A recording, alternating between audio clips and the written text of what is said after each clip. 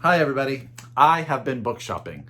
By book shopping, I mean book shopping. I have been buying so many books lately. I have been watching so much YouTube and picking up books here, there, and everywhere. So much so that I'm going to be doing my book shopping book haul in 2 videos. But we better get started. I have so many amazing titles to tell you about. So let's get going.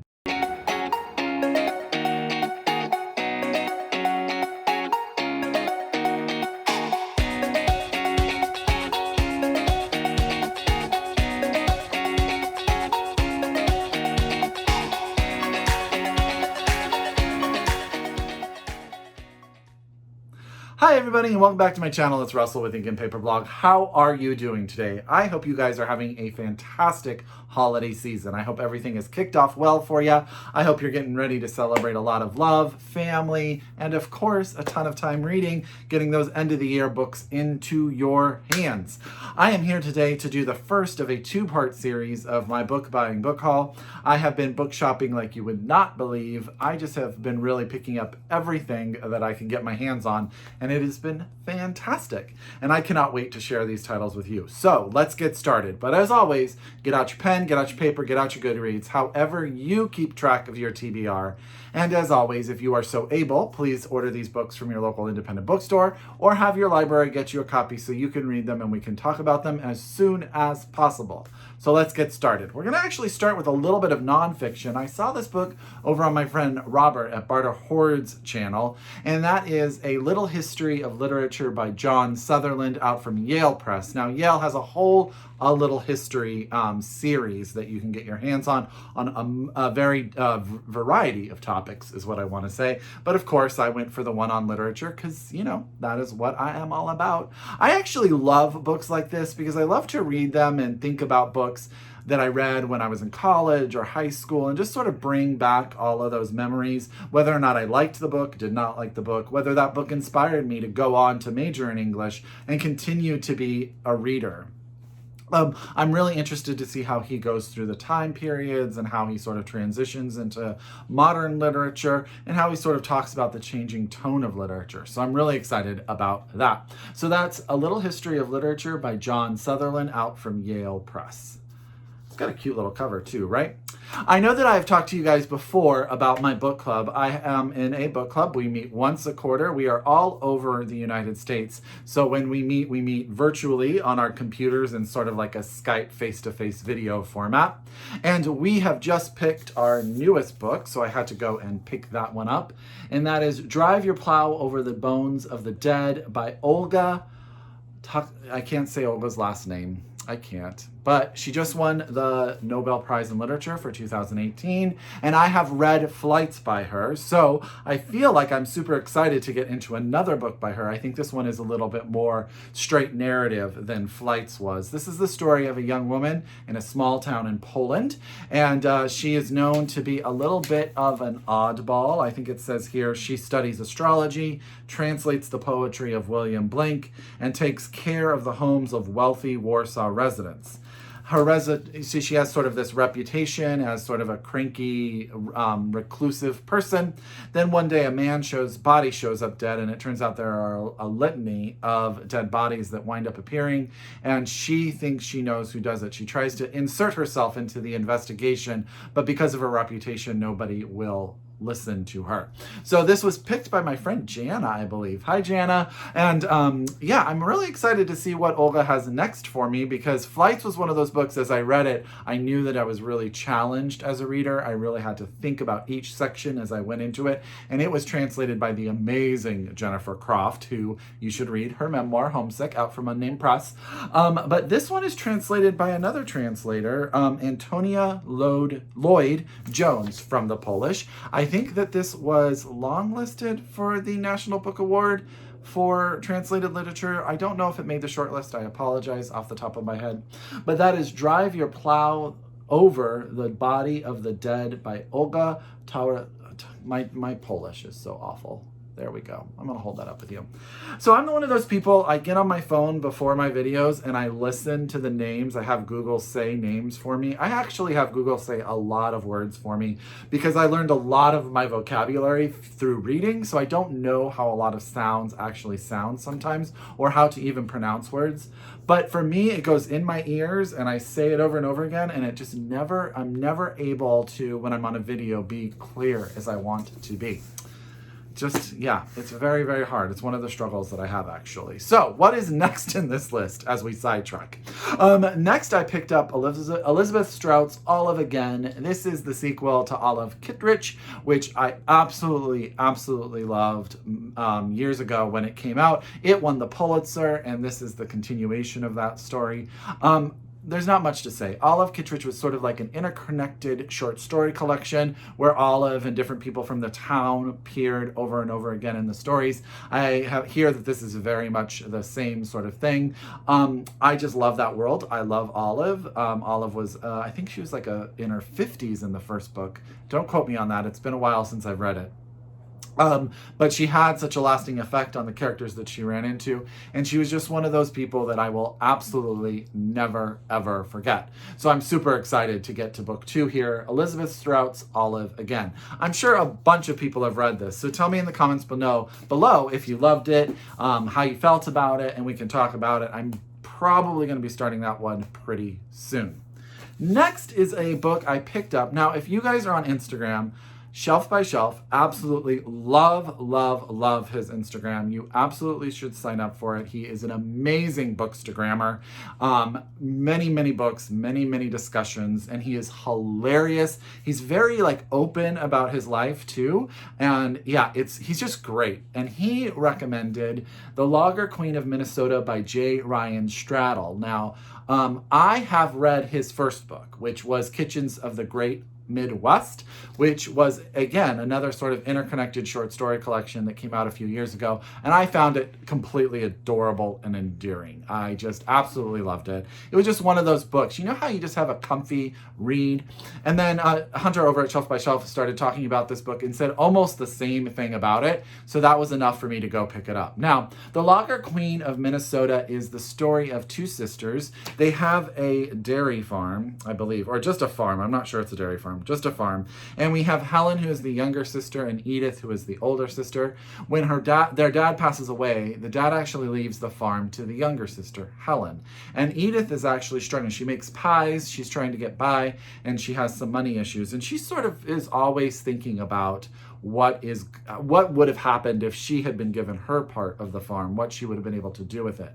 Now, Helen turns the farm into a beer-making, award-winning, producing, I'm going to say the word factory, and I know that that's not right, so sorry, and changes it. And Helen is very different than Edith. Edith is our more sensitive soul. Helen is our more driven, I think it says here, Helen builds one of the most successful breweries, where Edith has a heart as big as Minnesota. Helen's is as rigid as a steel keg. But then one day, Helen, of course, finds she needs help, and she needs help from someone that maybe she's alienated. Edith.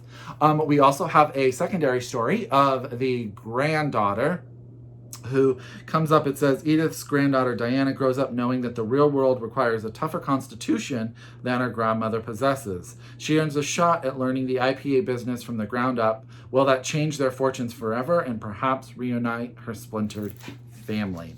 I just think this is going to be this would be a really good holiday read about family. Hopefully they come back together. I really think they probably will, because he has probably that kind of big heart. I know it's probably going to make me tear up a little bit, but I'm super excited to read The Lager Queen of Minnesota by J. Ryan Stradal. There you go.